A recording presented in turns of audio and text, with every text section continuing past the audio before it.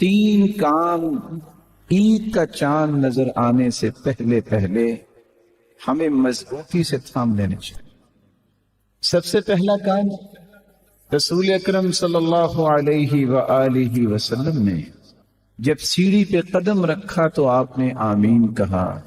صحابہ کرام نے سوال کیا، آپ نے فرمایا میں جب پہلی سیڑھی پہ چڑھا اور دوسری اور تیسری پہ تو جبریل امین نے 3 دعائیں کی تھی۔ ایک دعا یہ تھی، اے اللہ جس کی زندگی میں رمضان المبارک کا مہینہ آ جائے اور پھر وہ اپنے گناہوں کی معافی نہیں لے سکا، وہ گہرا جہنم میں جائے۔ تو آئیے ابھی بھی یہ مبارک گھڑیاں اور ساعتیں موجود، کیا کرنا ہے؟ سیدنا ابو بکر صدیق رضی اللہ تعالی عنہ کو اللہ کے رسول نے طریقہ سکھایا، اور طریقہ کیا ہے؟ اچھا وضو کرو۔ مراد کیا ہے؟ میں ہاتھ دھو رہا ہوں، مجھے یہ یقین ہونا چاہیے کہ میرے ہاتھوں کے گناہوں کو اللہ نے دھو دیا ہے۔ دل لگا کے میں ہاتھ دھوتا ہوں، تسلی سے دھوتا ہوں کہ آنکھوں کی پلکوں کے نیچے حتی تحت اشفار عینین اللہ ان گناہوں کو بھی معاف کر دیتے ہیں، دھو دیتے ہیں۔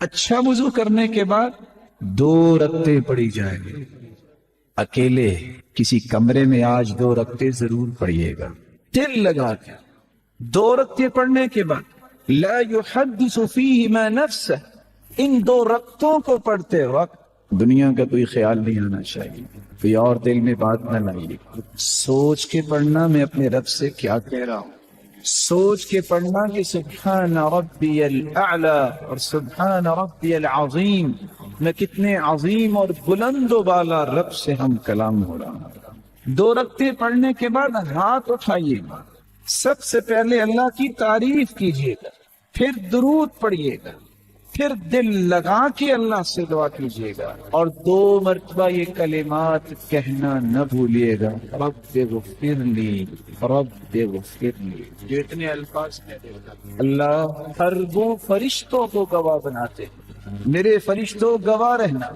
آج میرے بندے کو پتہ چل گیا ہے اس کا کوئی رب ہے جو معاف کرنے والا ہے۔ میرے بندے تو آ گیا، تو نے آج تک جتنے بھی گناہ کیے میں نے تجھے معاف کر دیا، فرشتوں گواہ بن جانا۔ عید کا چاند نظر آنے سے پہلے لائق ست تکریم بھائی اور بزرگوں یہ عمل ضرور کرو، تاکہ ان لوگوں کی صف میں اور آپ شامل ہو جائیں جن کو اللہ نے اس رمضان میں جہنم سے آزاد کر دیا۔ تو پہلا کام 2 رکعتیں پڑھ کے اپنے گناہوں کی معافی۔ دوسرا کام، رسول اکرم صلی اللہ علیہ وآلہ وسلم نے فرمایا انما الاعمال بالخواتیم، اعمال کی قبولیت کا دار و مدار نیتوں پر ہوتا ہے، نیت خالص ہو تو عمل قبول۔ اسی طرح انما الاعمال بالخواتیم، اعمال کی قبولیت کا دار و مدار خاتمے پر بھی ہوتا ہے۔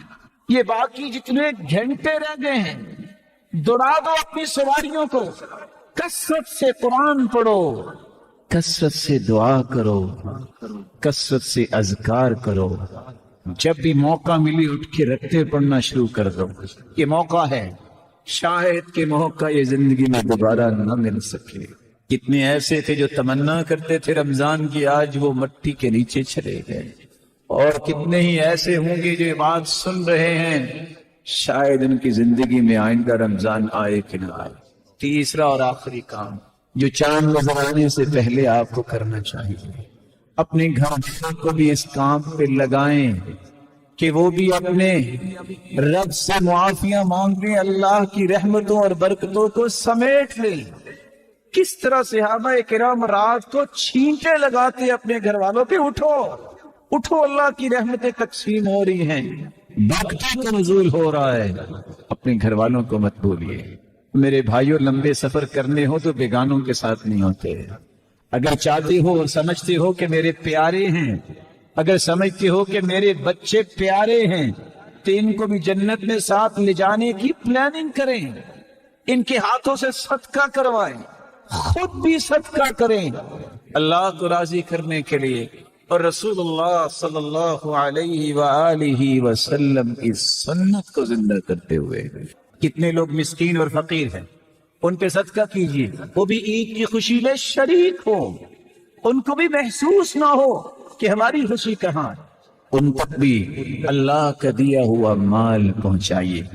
رسول اللہ صلی اللہ علیہ وسلم کی سنت سمجھتے ہوئے ہمیں تیسرا کام یہ بھی کرنا ہے کہ اپنے روزوں کی کمی کوتاہی کو دور کرنے کے لیے، ان کو مکمل کرنے کے لیے اور ان کو پاک صاف کرنے کے لیے اپنے گھر میں جتنے بھی افراد ہیں ان کی طرف سے صدقہ فطر ادا کرنا۔